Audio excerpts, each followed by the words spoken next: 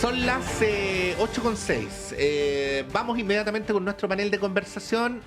Ya les habíamos dicho a quienes llegaron al principio que nuestro noticiero esta semana es un poquito más corto. La Universidad de Chile en general está en receso universitario, con poquitas excepciones dentro de las cuales estamos nosotros, ¿no?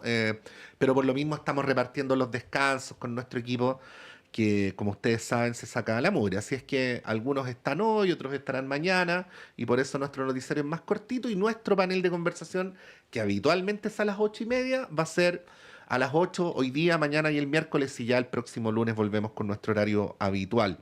Hecha la introducción, saludamos a través de las nuevas tecnologías, y entendemos que en Valparaíso, como es habitual, al militante de Renovación Nacional, ex consejero, abogado de profesión, Raúl Celis. Muy bienvenido, Raúl, muchas gracias por estar acá como siempre. Buenos días, Patricio. Buenos días a los auditores de Radio Universidad de Chile y gracias por la invitación a este programa. Sí, pues bueno, y saludamos a Eric Campos, secretario general de la CUT, integrante de la Comisión Política del Partido Comunista, pero además, y esto, Eric, es especialmente pertinente el día de hoy, dirigente de los trabajadores del metro, porque tú quieres hacer una mención. Sí, bueno, hoy día el metro oficialmente cumple 50 años, pero en realidad estamos pronto a cumplir 57 años. Lo que pasa es que no entiendo todavía por qué el directorio de la empresa tomó la decisión institucional de conmemorar el primer viaje de metro, que para efecto histórico es con Pinochet arriba del metro, cuando podríamos perfectamente haber esperado hasta el mes de octubre, que se remonta a la fecha de 1968, cuando el presidente Frei Montalva decide oficialmente desde el Estado construir una red de tren metropolitano para la ciudad. Así que, bueno, es lamentable porque de alguna manera, a través de una conmemoración institucional, se releva excesivamente el rol de alguien que en realidad lo que hizo fue inaugurar la obra de Montalva, y la obra de la Unidad Popular se sabe poco. Pero Neruda, en su calidad esto lo tiene acreditado Andrea Chanstein, una historiadora de la Universidad de Yale, Neruda, cuando era embajador en Francia, consiguió los protocolos de los primeros préstamos para comprar los trenes NS-74 para que funcionara la red de metro, así que vaya esa nota histórica en un día tan importante como hoy. Sí, pues bueno, felicitaciones a todos los trabajadores y trabajadoras del metro. Y más allá del planteamiento histórico que tú haces, Eric, el metro de Santiago no hay que dejar de verlo, ¿ah? A veces uno lo deja de ver como deja de ver la cordillera de los Andes. Es un verdadero orgullo para nuestra ciudad. Cuando uno va a otros países se da cuenta de lo bien que funciona el metro de Santiago, así es que aprovechamos de hacer la mención. Misma cosa con el metro de Valparaíso, que cumple esa función tan valiosa, Raúl, de unir el puerto principal con Limache, ¿no? Y con todas las ciudades intermedias. Pero bueno, vamos a las materias que nos convocan hoy día.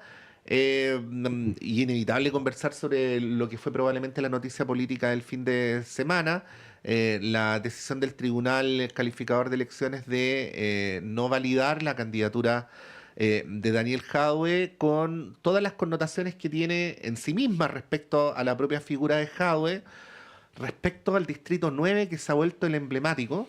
Eh, eh, Seguramente tú, Raúl, como regionalista tendrás matices con esto, pero simplemente menciono que en la elección anterior la atención mediática estaba puesta en el Distrito 10, ahora parece trasladada al Distrito 9. Y adicionalmente sobre las implicancias que esto tiene en general en el debate político presidencial, ¿no? Ayer ya la candidata del oficialismo más la democracia cristiana, Janet Jara, fue consultada en el TDUM. No tengo claro si fue antes o después, pero para efectos da lo mismo. Bueno, ¿cuál es el análisis que haces de lo que ha ocurrido con esta decisión? Andrés. ¿Yo primero? Sí. Bueno, el artículo 16 de la Constitución Política establece en su número 2 que el derecho a sufragio se suspende por hallarse la persona acusada por delito que merezca pena aflictiva. Por otra parte, el artículo 48 dispone que para ser elegido diputado se requiere ser ciudadano con derecho a sufragio, ¿ya? Entonces, por una parte, para ser elegido diputado hay que tener derecho a sufragio, pero por otra, el artículo 16 dice que para tener derecho a sufragio hay que, la persona no puede haber sido acusada por delito que merezca pena aflictiva. Aquí no se requiere condena. Aquí lo que se requiere, de acuerdo a la Constitución, es que haya sido acusada. ¿Y cómo se acusa? Por la Fiscalía, y cuándo se acusa, una vez que la investigación se encuentra agotada.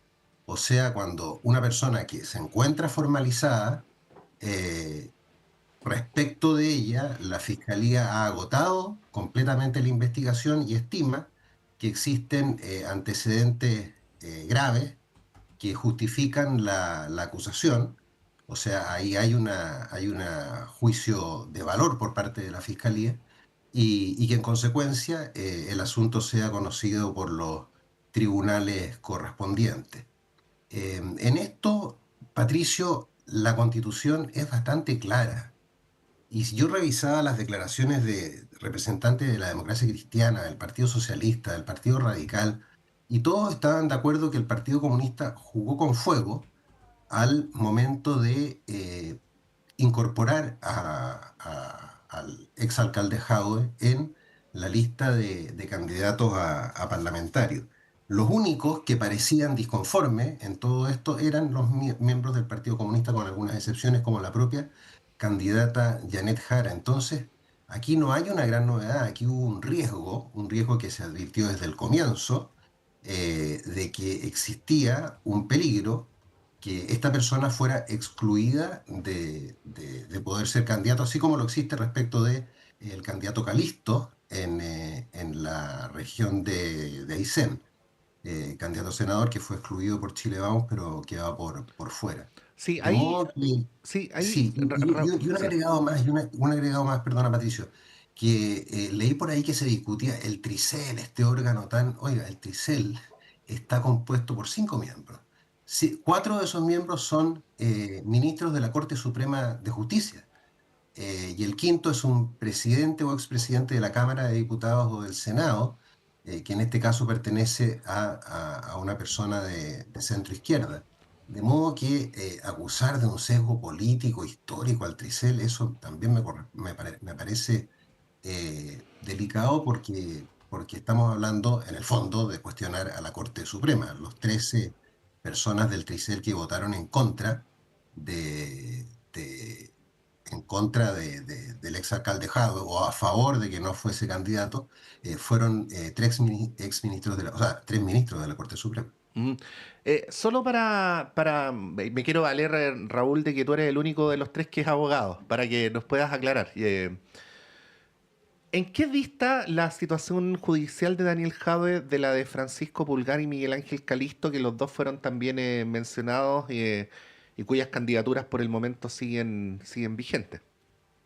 En que los dos pueden ser acusados. O sea, los dos eventualmente podrían también ser excluidos de, de ser candidatos De haber un en la recurso, próxima ¿no? elección parlamentaria. ¿Ah? De haber un recurso, que...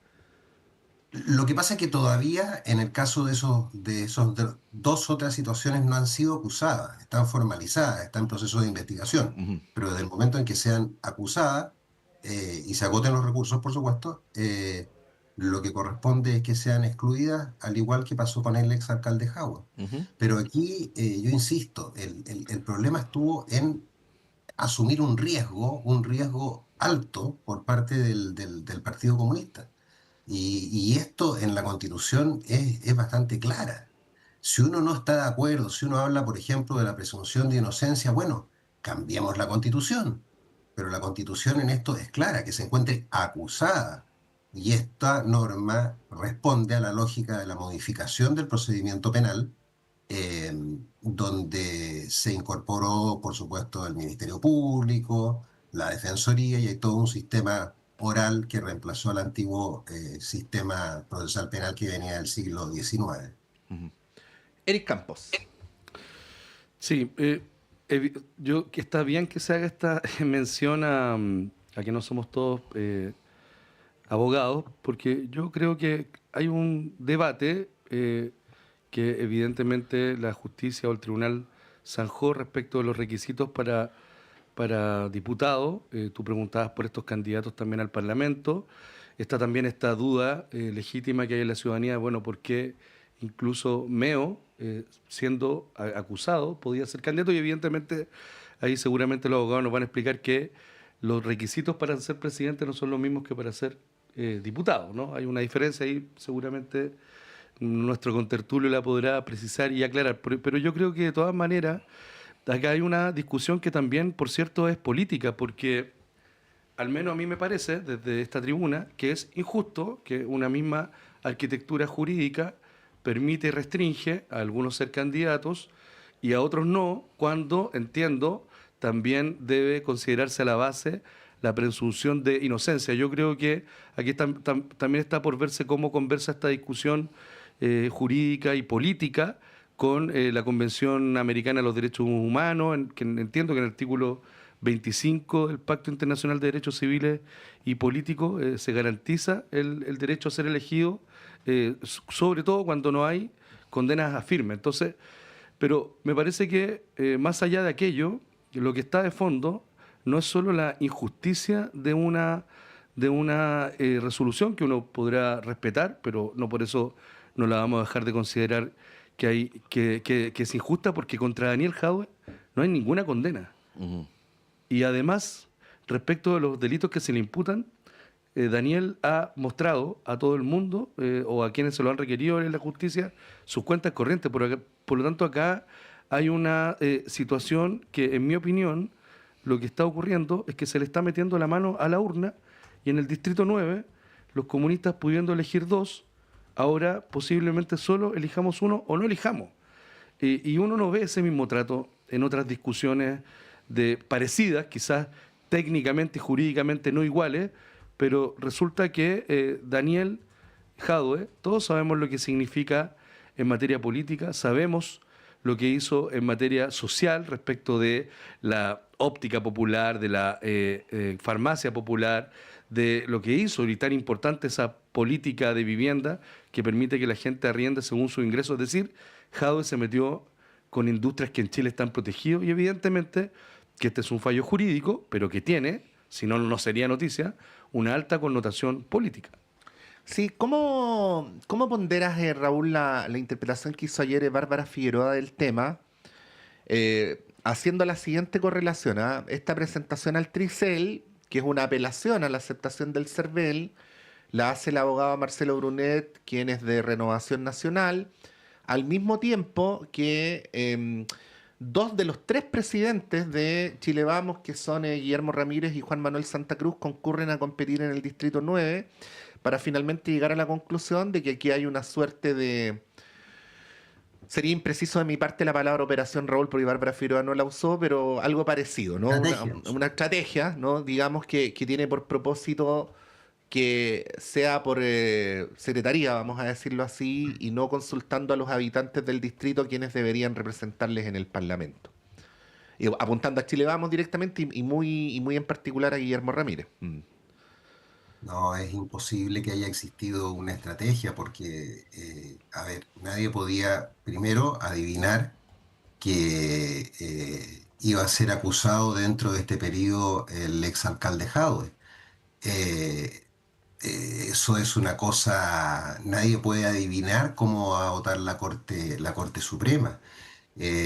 Obviamente aquí se incurrió en un riesgo, si esa es la parte clave, se incurrió en un riesgo y se ejerció por parte de un abogado de Renovación Nacional, por Marcelo Urré, un recurso, quien ejerce su derecho a nadie ofende, un recurso establecido por la ley, y aquí no tiene que ver la presunción de inocencia, Eric. La presunción de inocencia está regulada también en la Constitución. La presunción de inocencia, es decir, cuando una persona está condenada, la consecuencia es que pierde la calidad de ciudadano. Pero esa es otra cosa. Eso está en el artículo 17, número 2 de la Constitución Política. Aquí lo que establece nítidamente la Constitución es que la persona sea acusada por un delito que merezca pena aflictiva. Y en el caso de Daniel Jadwe, él está acusado por fraude al fisco, cohecho y estafa a propósito de las farmacias populares. De modo que esto de la presunción de inocencia, de que hay una operación política, a mí no me parece para nada correcto. Uno no puede saber cómo va a resolver un determinado tribunal si existe una completa independencia. Son cuatro supremos, como decía. El voto que tal vez uno podría haber sabido que iba a estar a favor es el de un ex vicepresidente o presidente de la Cámara de Diputados. Pero de ahí a plantear una operación política, yo me quedo más bien con lo que dijeron todos los otros partidos que apoyan la candidatura de Jara y con la misma candidata Janet Jara, que dijo él debió haberse preocupado primero de su defensa. Otros que señalaron que el Partido Comunista había sido imprudente al incorporarlo. O sea, no es un problema de meter la mano en la urna. Aquí es un problema de acatar las normas constitucionales y asumir un riesgo. Se asumió un riesgo y el riesgo se pagó, como ocurre siempre en los riesgos. En algunos casos resulta y en otros casos se fracasa, pero aquí yo no veo absolutamente nada irregular y creo que es peligroso entrar a cuestionar lo que han resuelto cuatro ministros de la Corte Suprema más este quinto integrante, ¿ah? Además siendo la ley tan clara en este aspecto. Sí, ahí respecto a ese punto, Eric, pero aprovecho de preguntarte de inmediato. Esto que dice muy directamente Eric Aedo, y aquí obviamente no te lo pregunto solamente como analista imparcial, sino como integrante de la Comisión Política del PC, que lo reproducíamos más temprano en la mañana. Esto no tiene indirectas, ni eufemismos, ni poesía, es bien directo. Dice que el Partido Comunista se dedique a la candidatura de Janet Jara, ¿no? Y probablemente esto va a ser algo que va a rondar, a propósito de la declaración que hace el PC luego de la inhabilitación del exalcalde Jadwe, y también de la declaración que hizo ayer Bárbara Figueroa en la Radio Nuevo Mundo. Es decir, te lo pregunto así, ¿ah? Si finalmente Daniel Jadwe concurre a tribunales internacionales, a lo cual, por cierto, tiene pleno derecho, si eso al mismo tiempo desde el punto de vista político podría generar un permanente lupo, punto suspensivo respecto a la candidatura de Janet Jara. ¿Cómo ves este consejo, voy a decirlo así, que les hizo Eric Aedo públicamente? O sea, mi tocayo se equivoca porque el Partido Comunista ha estado desde el comienzo con la candidatura de Janet Jara, tanto así que ganamos la primaria con Pero las fuerzas del partido. su premisa es que estas dos cosas son como más o menos incompatibles O sea, o esta es una chocan. alianza, esta es una alianza de 9 partidos que, o sea, de hecho, si fuera tan fácil ir unidos detrás de una lista, las tres candidaturas de derecha o cuatro, pero las tres principales podrían haber construido una lista de unidad y no lo hicieron. O sea, es difícil construir unidad, es dificultoso porque tiene contradicciones. Nosotros desde el partido le hemos dado autonomía a la candidata para que pueda enfrentar esta campaña con total tranquilidad y dándole garantías a todos los partidos. Ujú. Y en eso nosotros esperamos, evidentemente, que el partido tenga la garantía de defender a uno de sus miembros, que además de uno de sus importantes militantes, que ha hecho mucho por la comuna y que hoy día, a través de del camino legal, pero lo que se buscaba era un efecto político, que es meter la mano a la urna, donde dos, efectivamente, como lo dice Bárbara, y lo voy a ratificar, donde casualmente van dos presidentes de dos partidos de Chile Vamos compitiendo. Es más, Ramírez va o iba con esta épica de Jaime Guzmán de ir a rescatar, ir a disputarle a los comunistas sus territorios. Bueno, hizo trampa, ¿no? El RN impulsó esta presentación, que está, por cierto, en la Constitución, que yo le doy el valor que tiene, por cierto, y que entonces lo que estamos buscando hoy día es que se respete el orden institucional. Vamos a apelar a la Corte Interamericana, eso es así, y es la autonomía que tiene el partido. Ahora, si esto le molesta a otros partidos o le molesta a otros voceros, bueno, está bien, es parte de la discusión y de la complejidad que hay cuando se construyen estos procesos de unidad que no son fáciles. ¿Cómo lo ves tú desde la comodidad que en estas circunstancias da Raúl Mirar desde la vereda del frente? Por supuesto que pueden recurrir a los tribunales que estimen pertinente el Partido Comunista o quienes respaldan al exalcalde Jadwe. Los recursos del Tricel son inapelables, en Chile por lo menos, ¿eh? Por lo tanto, habría que recurrir a un tribunal internacional, que es lo que quieren hacer. Ahora, las posibilidades de éxito de eso y de que esa sentencia tenga efectos para esta elección, yo creo que son nulos, ¿ah? Mm. Pero que están en su derecho, por supuesto que están en su derecho de recurrir a interponer esos recursos. En eso no cabe ninguna duda. Sí, la pregunta era más bien política, Raúl. De cómo lo veo yo, es que lo que pasa, Patricio, es que son 155 diputados que en un distrito, eh, en teoría, la izquierda pueda perder uno o dos parlamentarios. A mí no me parece que va a cambiar todo el espectro político.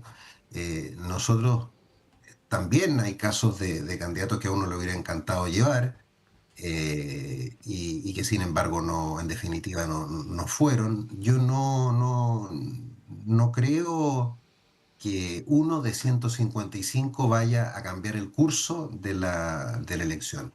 Ahora, el hecho de que vayan Ramírez y Santa Cruz, el presidente de la UDI y Bópolis, por ese distrito, vamos a ver qué votación saca Ramírez, vamos a ver qué votación saca Santa Cruz. Yo no los doy para nada como seguros ganadores en esa elección. El Partido Comunista ganó el alcalde de Recoleta, que es la comuna más populosa, me parece, de ese distrito, o por lo menos una de las más populosas, y el resto, la mayoría, están en manos de alcaldes de sectores de centro izquierda. De modo que en teoría, claro, algo de votación van a perder probablemente porque Jadwe tiene un bolsón de votos, es una persona muy discutida, pero algo parecido a lo que ocurre acá con Charp en Valparaíso. Una persona muy discutida, pero que tiene un bolsón de votos. Ahora, que ese bolsón de votos sea tan decisivo como para garantizar dos parlamentarios, por decirlo de alguna forma, yo no estoy muy de acuerdo. Pero no saco nada con plantearme esa duda porque nunca lo vamos a saber porque Jadwe no va a ser candidato, por lo menos hasta ahora. Sí, no se hace tanta mención a Carlos Cuadrado Prats, ¿ah? Que fue 3 periodos alcalde de Huechuraba y que tuvo ahí las 3 veces una importante votación. Así es que, y que bueno, que también va en la lista del oficialismo. Eh, Perdona, sí. perdona, yo no sé, francamente, si los presidentes de la UDI y de Bópoli van a tener una gran votación en ese lugar. Hoy día ser presidente de partido no te da una tribuna tan grande. ¿Cuánta gente conoce al presidente de Bópoli? Que además fue elegido hace poco tiempo. Mucho más conocen a un exalcalde o a personas que hay parlamentarios en ejercicio. El parlamentario que tiene el Partido Comunista en ese distrito está en ejercicio. Y el trabajo territorial que debe haber hecho durante estos 4 años es bastante mayor que el que pueden haber hecho Ramírez de la UDI o Santa Cruz de Bópoli. Sí, pues bueno, para que se sepa, los actuales diputados por el distrito son, por el lado del oficialismo, Carol Cariola, Boris Barrera. Maite Orsini, Boris Barrera y Andrés Giordano. Así es. Por el lado de las oposiciones está José Carlos Mesa, por el Partido Republicano, Durán. Erika Olivera y Jorge Durán, ¿no? Mm. Y así es que bueno, vamos a ver ahí qué es lo que ocurre con este distrito. Lo que decíamos más temprano es que como es un distrito con una cantidad de diputados sin par, alguien va a ganar y alguien va a perder, ¿no? Eso está claro y la actual correlación es de 4-3 en favor de la centroizquierda. Bueno, vamos a ir un breve alto y a la vuelta continuamos con esta conversación de día lunes con Raúl Celis y Eric Campos.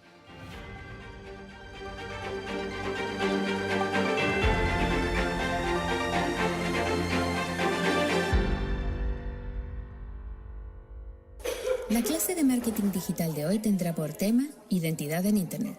Cómo agregarle valor a tus contenidos en redes sociales. Yes. ¿Sabían ustedes que sus perfiles en redes sociales no son suyos? Ah, no. No, porque la red social solo se los presta y si se van de ella, el contenido se pierde. Cha. Sí, Entonces, la idea es que su perfil siempre lo complementen con una dirección propia en Internet. ¿Y cómo se hace eso, profe? Fácil, solicitando su dirección en .cl, www.nic.cl, y luego conectarla a su red social preferida. ¡Buena! Por 9.990 pesos al año, construye tu identidad digital en Internet con .cl. Nick Chile, somos el .cl. Semana a semana conoce nuevas facetas y las profundas dimensiones de la poeta Gabriela Mistral en el programa Agenda Mistral 2025. Desde la Universidad de Chile, Sembrando América en el Mundo, como parte de las conmemoraciones por los 80 años de la entrega del Premio Nobel a Mistral. Radio Universidad de Chile, el Archivo Central Andrés Bello y la Vicerrectoría de Extensión y Comunicaciones se unen para conversar con expertas y expertos en la obra y legado mistraliano. Agenda Mistral 2025, desde la Universidad de Chile, Sembrando América en el Mundo.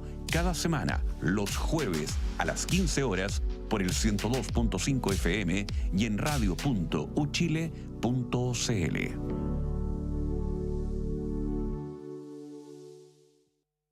Hola, ¿cómo están, bluseros y bluseras? Mi nombre es Ricardo García Huidobro, también conocido como Panamá Armónica. Los invitamos a escucharnos todos los lunes de 21 a 22 horas en Blues Chileno, programa exclusivamente dedicado a difundir la escena rica del blues en Chile que está creciendo cada día más. Carteleras, conciertos, entrevistas en exclusiva y mucha música para sanar las heridas del alma. ¿Dónde? En la 102.5 Radio Universidad de Chile. Música que se siente en la radio que piensa.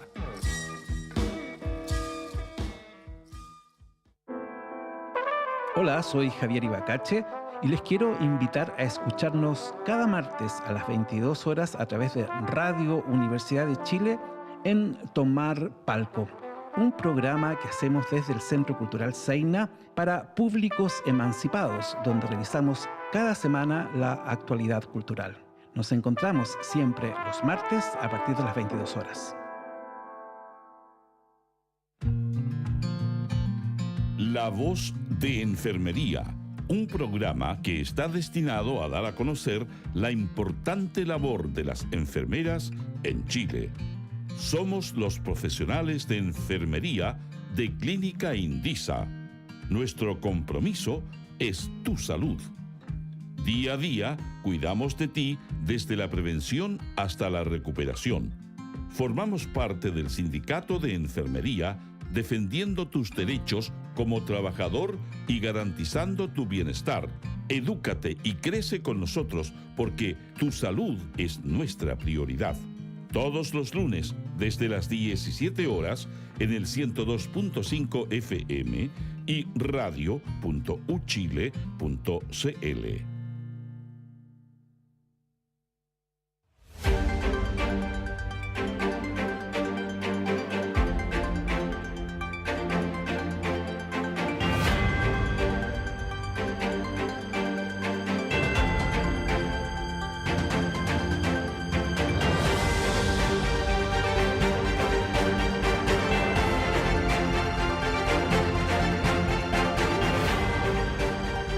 Son las 8:35.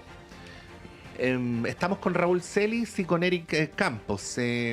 Raúl, Eric, y si Tania me ayuda porque estoy cada día más viejo y desmemoriado, ¿fue el viernes que entrevistamos a Carlos Gajardo? Sí, fue el viernes pasado.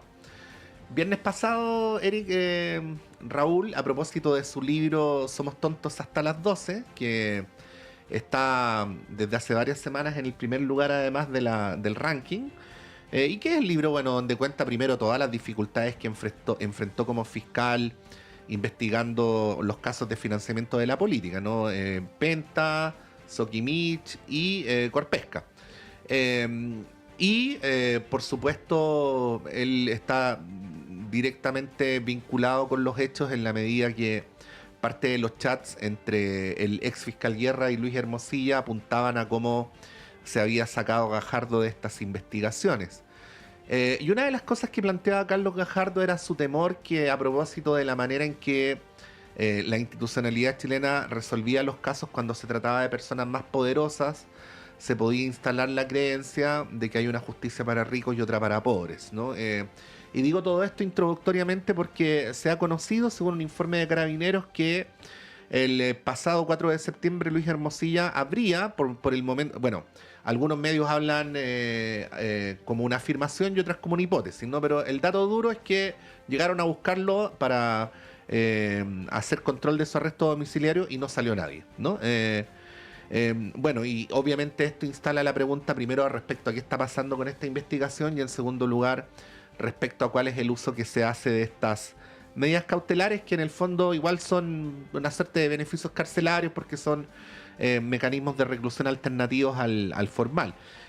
Bueno, quería preguntarles cómo ven esto. Eric. Sí, yo creo que el problema sobre si estaba o no estaba es importante, evidente, determina la noticia. Pero yo me pregunto sobre un problema mayor, Espérate, ¿no? Si alguien está, sale, po. O sea, pero yo me hago una segunda Sí. pregunta. Esto fue el 4 de septiembre. Carabineros constata que no responde en su domicilio. ¿Y por qué solo 11 días después esto se hace público? ¿Por qué 11 días después nos enteramos los ciudadanos y las ciudadanas común y corriente? Porque yo entiendo que ahí el abogado nos podría precisar, pero yo entiendo que un incumplimiento de arresto domiciliario en la práctica implica una revocación inmediata de esta medida, que en el fondo es no un privilegio, no una medida alternativa de cumplir su arresto en la casa, ¿no? Entonces, yo creo que en esto da la impresión a veces que la justicia no solo funciona para rico y para pobre, ¿no? Que eso es cualquier persona, si tú entrevistas a cualquiera en la calle y le preguntas si la justicia es justa, te va a decir un poco algo parecido a eso, pero además pareciera ser que la justicia funciona como en dos velocidades. Una velocidad para la gente común, que además no solo que ahí es muy rápida, es muy severa, pero cuando se trata de personas vinculadas a la élite, como ha quedado demostrado en el caso Hermosilla, en ese caso no, ahí pareciera que la justicia no funciona con la misma firmeza que para todos. Yo creo que, a propósito de lo que hablábamos recién respecto de Jadwe, claro, una cosa es la Constitución, que entre otras cosas también, para los que nos escuchan, prohíbe que dirigentes sindicales, como en mi caso, podamos ser candidatos a diputados. ¿No? Entonces, no así con dirigentes vinculados al empresariado. Entonces, esa misma justicia, esa misma Constitución, evidentemente que significa o se expresa de manera distinta dependiendo lo que el acusado piensa, en qué partido milita y en qué clase social y a qué clase social pertenece. Negar eso es complejo porque es lo que la gente percibe a diario a través de los medios de comunicación. ¿Hace cuánto no sabíamos de Hermosilla? O sea, ¿hace cuánto los medios de comunicación no hablaban de este caso que todavía vincula a altos políticos de la derecha como Chadwick, que están muy escondidos, muy en silencio? Entonces me parece que esta es una más de entender y percibir cómo funciona, en este caso, la Fiscalía y la Justicia en general, cuando se trata de gente con un apellido como el de Hermosilla. Sí, ahí te lo digo, Raúl, viéndolo desde afuera, independientemente de cuál sea el signo político de la persona que está bajo esta medida, uno apela a esto que en términos imprecisos se llama la fe pública, ¿no? Que cuando son personas conocidas, que tienen notoriedad y están en este tipo de situaciones, sé que estoy hablando muy en el mundo de lo ideal, ¿ah? Pero para efectos de transmitirle al conjunto de la comunidad que el sistema funcione y que las normas se cumplen, sería deseable que se fuera especialmente estricto con este cumplimiento, pero bueno, no ha ocurrido así en este caso, como tampoco ocurrió hace algunos meses en el caso de Katy Barriga, que entre paréntesis fue una de las razones por las cuales se le revocó lo que en su momento era arresto domiciliario para que volviera a cumplir reclusión. Bueno, ¿cómo lo ves? Yo lo veo muy mal, muy mal. Hermosilla está acusado de una serie de delitos, de soborno, delitos tributarios, lavado de activos, y está en arresto domiciliario, si no me equivoco, desde agosto del año pasado. Por lo que yo leía del parte policial, se tocó varias veces el timbre y nadie respondió. Eh, yo creo que ahí hay un claro incumplimiento de la medida cautelar que le impusieron a Hermosilla. Uno podrá decir que va a ser lo que argumentar la defensa, ¿no? Es que él estaba solo en la casa, que estaba dormido, no sé, cualquier cosa por el estilo. Pero claro que es causal. A ver, como imagen es pésima, porque efectivamente da a entender que existe diferentes tipos de justicia. Todo esto, Hermosilla no pertenece a una clase alta, Eric, es hijo de Eldina Hermosilla, Sí, que pero fue alumno de está bien, pero está escuela vinculado, derecha. usted sabe que está vinculado a la familia que está vinculado. Pero aumento, era personas de mucho esfuerzo que partieron de cero, y Hermosilla ha sido un tipo que ha transitado de sector en sector. Yo creo que él es más bien, si hubiese que calificarlo, una especie de operador jurídico-político, más que un gran abogado. Pero en fin, acciones como esa de incumplir, que yo lo doy por sentado, una medida cautelar de arresto domiciliario, debiese tener como consecuencia que se pidiese la revocación de esa medida y se la sustituyera por otra diferente. Sobre todo, como digo, por la imagen que se da. La familia Hermosilla está compuesta por abogados de mucho prestigio. Juan Pablo Hermosilla, que es su abogado, y su hermano, es un abogado destacado dentro del Foro de Santiago, así decimos los abogados, Foro Porteño, Foro Santiago. Y creo que lo que corresponde es eso. Y yo en eso con Eric y contigo, Patricio, por supuesto que estoy de acuerdo. Es una muy, muy mala señal. Ahora, no es culpa de Carabineros que se haya producido este incumplimiento. No es culpa de la Fiscalía que se haya producido este incumplimiento. No es culpa tampoco, o algo de culpa la tiene el tribunal que lo decretó, porque es el tribunal el que decretó esta medida cautelar de arresto domiciliario total, si no me equivoco.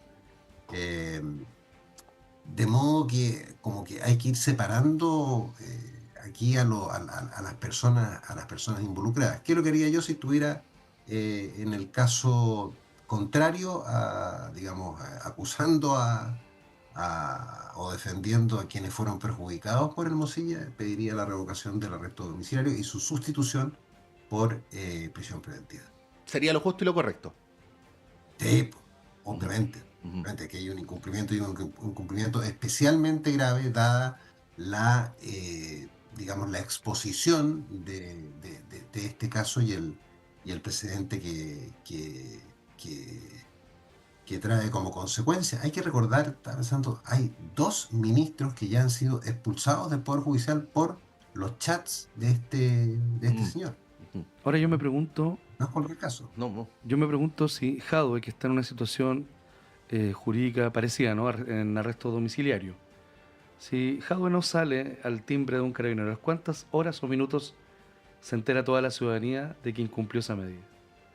¿Por qué? Pero tú apuntas ahí a un sesgo institucional o a un sesgo mediático. Yo O las dos apunto, cosas. yo me imagino que para que los medios se enteren, alguien de la institución judicial informará. ¿Por qué recién nos enteramos ahora? ¿Qué se intentó resguardar en estos 11 días en que la ciudadanía no supo que Hermosilla incumple? Pero es un hecho que si esta medida fuera incumplida, incluso ni siquiera por Jadwe, por Katy Barriga. Por Katy Barriga. De hecho, creo que hubo una situación parecida a esa y la prensa se enteró de inmediato. Sí, salió el mismo día. Y tenemos Sí. a todos los matinales afuera de la casa de Katy Barriga. Yo no sé, capaz que es porque no lo he visto ahora, pero no veo a los matinales y a los medios afuera de la casa de Hermosilla. Yo creo que acá hay una falta institucional de entregar información transparente a la ciudadanía y, por cierto, al menos una decisión editorial de no cubrir esa noticia a tiempo o de darle una cobertura similar a las de otros imputados e imputadas que han estado en un caso parecido. Bueno, nos quedan algunos minutos y quiero llevarlos a la contienda presidencial. Yo voy a decir algo aquí que he dicho como 1000 veces. A las encuestas les doy todo el crédito que ameritan y también hago las reservas que en mi calidad de periodista me parecen necesarias, ¿no? Fundamentalmente tengo algunos cuidados con Raúl Eric con las encuestas semanales y más aún con esta interpretación de variaciones que muchas veces están dentro del rango del error estadístico, ¿no? Entonces, que alguien subió 2 puntos de una semana para otra, yo por lo menos como periodista lo evito como dato significativo del análisis. Pero, haciendo una depuración, pongo a disposición de ustedes las siguientes informaciones que vienen de las 3 encuestas conocidas del fin de semana. Primero, plantea CADEM, pero no siguiendo la última semana, Raúl Yerix, sino que prefiero referirme al tramo más largo, un mes, que Evelyn Matei viene teniendo una sostenida alza y que estaría cada vez más cerca tanto de José Antonio Kast como de Janet Jara, ¿no? Según el último guarismo, Janet Jara obtendría un 26 según CADEM, Kast un 25 y Matei un 18. Todo lo contrario dice Criteria. Criteria dice que la candidata de Chile Vamos, Evelyn Matei, tuvo una caída de 4 puntos, mientras los candidatos primero y segundo, Janet Jara y José Antonio Kast, se mantienen en un estable 29 y 27% respectivamente. Ya tenemos aquí un dato, ¿eh? CADEM viene diciendo algo contrario a Criteria, al menos en lo que tiene que ver con Evelyn Matei. Y más aún fuera de rango, tiene la Cosa Nostra, que también conocimos ayer, que en las últimas mediciones ha demostrado tener bastante capacidad de predicción, que pone a Janet Jara muy por encima con un 36, con un 24 José Antonio Kast y luego con un 20 Evelyn Matei. Yo no sé qué van a hacer ustedes con estos datos que son todos contrastantes entre sí, pero por lo menos los pongo a disposición y ustedes harán los análisis. Eric Campos. Bien, no soy abogado, tampoco soy analista político, no sé por qué me invitan, pero no, yo creo que acá primero... Porque eres un destacado dirigente sindical muchas que gracias. por supuesto tiene opinión política, y cuyo mundo por supuesto tiene micrófono en esta radio, es por eso. Y nosotros agradecemos, muchas gracias. Mira, yo creo lo primero es que evidente lo que todas las... todas o casi todas las encuestas indican que hay 2 candidaturas que van a pasar consolidadamente a segunda vuelta, ¿no? O sea, una por lo menos, claro, que Janet Jara, y el desafío de Janet Jara es consolidar el apoyo de toda la centroizquierda en primera vuelta, es decir, acercarse al famoso 38-40%, ¿no? Yo creo que en eso la Cosa Nostra pone un horizonte de cumplir ese objetivo. Y yo creo que la pelea está puesta en la derecha, ¿no? ¿Quién pasa a segunda vuelta? Una derecha... no es lo que yo crea, sino lo que creo están intentando exponer las candidaturas. Por un lado, Matei intenta salirse de este encuadre ochentero pinochetista, aun cuando el pasado la condena, pero vamos a darle el crédito que han intentado dirigir una candidatura más cercana hacia una candidatura de derecha dialogante. Ellos han hablado incluso de paz social, que es una candidatura que puede otorgar paz social, versus la de Kast, que se ha ido cuidando mucho, pero que en definitiva apenas opina o desarrolla más allá de 140 caracteres, queda en evidencia que es más parecido a Kaiser que a Matei, ¿no? Que es un poquito el juego que Kast ha intentado hacer, es tratar de construir una imagen más de centro, aun cuando apenas habla más de lo necesario, queda en evidencia que se parece mucho más a más a Kaiser que a Matei. Yo diría que en esos términos la pelea está puesta ahí. ¿Qué representación va a tener la derecha en segunda vuelta?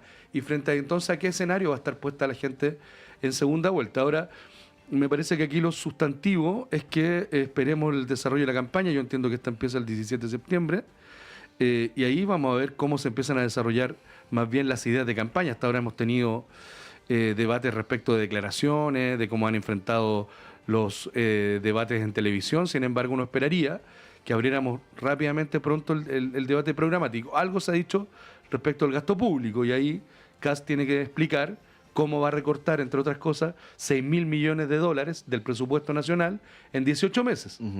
Entonces, incluso la propia Matei, que se dispone recortar mucho más, pero en 4 años ha cuestionado técnicamente ese planteamiento. Yo creo que el debate que más o menos empieza a minar las posibilidades de Kast, porque lo que da la impresión, y con esto termino, es que Kast tiene poca sustancia programática y menos equipos preparados para sostener un programa de gobierno. Ahora, lo que evidentemente va a ocurrir es que si pasa Kast, rápidamente la UDI, RN y los partidos de derecha se van a cuadrar detrás de Kast, como ya lo hicieron en la elección pasada, y lo que está por verse es si Amarillos o este mundo concertación más liberal o de élite que decidió en esta pasada competir junto a la derecha, cuál va a ser el camino que ellos van a adoptar frente a un escenario hipotético entre Kast y Jara en segunda vuelta.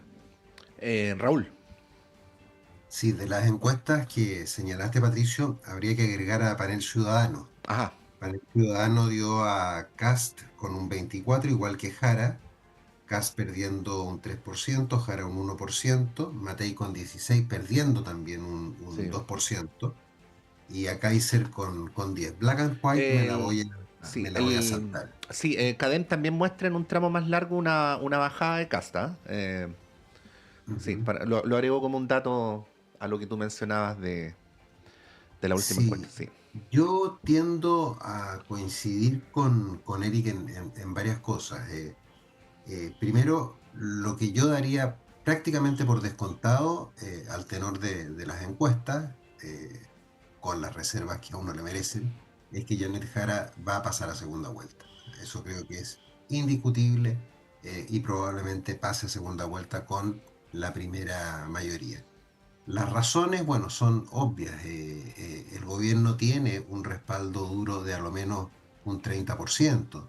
En el plebiscito del 4 de septiembre del año 22, del apruebo-rechazo sacó el apruebo un 32%. O sea, esas son bases que no van a cambiar demasiado. Por lo tanto, ella debería empinarse en torno al 30 o un poco más por ciento de los votos. La duda mía es quién la va a acompañar, ¿ya? Todo parece indicar, y el gran favorito es que es José Antonio Kast, porque así lo demuestran las encuestas. Incluso si uno revisa lo que pasó post debate, no queda tan claro que haya una baja de Kast en favor de Evelyn Matei, ¿eh? No queda tan claro. La duda, como digo, es quién va a acompañarla. El favorito es Kast. Ahora, está por verse lo que va a pasar con Evelyn Matei. Evelyn Matei siguió una estrategia que yo creo que aquí mismo la señalé hace meses, que yo creo que es la adecuada. Ella se fue a buscar votos al centro, ¿eh? Y por eso se abrió a demócratas, amarillos, hay varios ex ministros o subsecretarios de gobierno de la concertación que la están apoyando. Creo que era el camino que ella tenía que seguir. Ahora, si lo siguió a tiempo, yo ahí tengo mis dudas. Puede que haya sido tardío. Que es además un camino arriesgado, por supuesto, porque mucha gente de derecha lo que quiere es un cambio lo más distinto posible al actual gobierno. ¿Eh? Un cambio de timón radical. No es un dilema sencillo, Raúl, porque si Matei hace lo que tú describes, crece, o tiene votos hacia el centro donde crecer, pero por el otro lado es cierto que todo voto que le quita a Kast vale por 2, porque suma y resta al mismo tiempo. Entonces, y se nota, ¿no?, que no ha sido un dilema político fácil de resolver. No, pues es difícil, y yo creo que por eso también se demoraron tanto en optar por esta estrategia. Pero es que haber peleado el voto de personas más a la derecha también es una pelea perdida. Si ese voto lo va a tener Kast, lo va a tener Kaiser.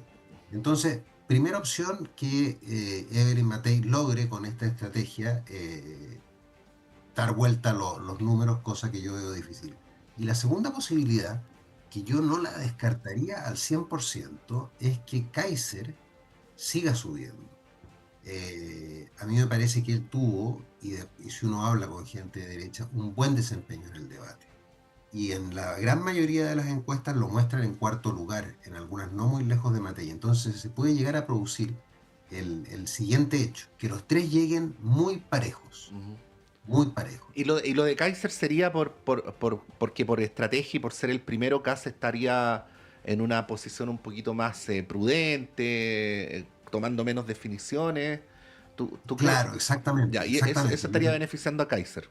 Claro, claro. Yo creo que a Kaiser lo que lo ha beneficiado es que él en el debate y en su propuesta no se ha guardado nada, no es el que va en punta, por lo tanto no se tiene que cuidar. Kast sí se ha cuidado más. Entonces, se podría llegar a dar, estamos especulando, muchas cosas pueden pasar, quedan 2 meses, pero podría ser que llegaran casi 20, 19 y 21, por ejemplo, y ahí puede ocurrir cualquier cosa. Por eso yo, resuelto a mi juicio, pero absolutamente, salvo que meta las patas de una manera grosera, que no lo va a hacer, Janet Jara a segunda vuelta, y el segundo, con mucha probabilidad, José Antonio Kast, pero yo creo que esa pelea no está resuelta, porque se pueden producir estos efectos, que resulte el camino de Evelyn Matei, opción 1, o bien que suba Kaiser y se produzca una llegada estrecha entre esas 3 candidaturas. Eric Campos, Criteria le da 30 a Janet Jara, no alcanza. La Cosa Nostra le da mucho más, le da 36. Tampoco alcanza. ¿Qué es lo que falta o por dónde? O sea, yo creo que lo fundamental acá es despliegue territorial. Esto se ha discutido varias veces, los votos no son traspasables en una eventual segunda vuelta, pero hay un mundo que está buscando alternativas, que uno podría decir que es un mundo más blando electoralmente y que la está buscando en Parisi, la está buscando en Harold May Nichols. Y yo creo que en ese mundo incluso creo que hay algunas personas he visto un par de estudios que siguen a Kast y que siguen a Kaiser, que es de este mundo más indeciso y que está disponible, eso también quedó demostrado en la elección pasada, de que se cambia de caballo sin problema. Yo creo que hay un voto blando, despolitizado, que se va a fijar mucho en cuáles van a ser aquellas medidas concretas y materiales que los candidatos a presidente, presidenta van a establecer para los próximos 4 años. Yo creo que se va a jugar mucho en ese campo.